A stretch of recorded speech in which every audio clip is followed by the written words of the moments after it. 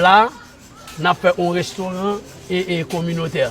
Là, c'est pour le cas un restaurant communautaire pour qui permettre timoun qui fait plus bon moyenn. À partir des moyennes 7, tout timoun qui fait moyenne 7, 8, 9, pour nous encourager l'excellence, timoun ça a accès pour nous bailler on plat manger chaque jour. Et chaque vendredi, chaque week-end alors, vendredi, samedi, dimanche, on a pris timoun qui fait plus bon moyenn. Je vais dire ça déjà à partir de moyenne 7, 8. Si nous avons accès pour venir dans la piscine dans 150 et que nous baillons manger et que pour jouer, nous baillons manger, nous baillons boire. What the people really need now is food. You guys want manje. Yeah. So we have to get food for them. I think so. One of the key figures involved in both the peace accord and the community projects is Father Tom Hagen of Hands Together, an NGO that builds schools across the country.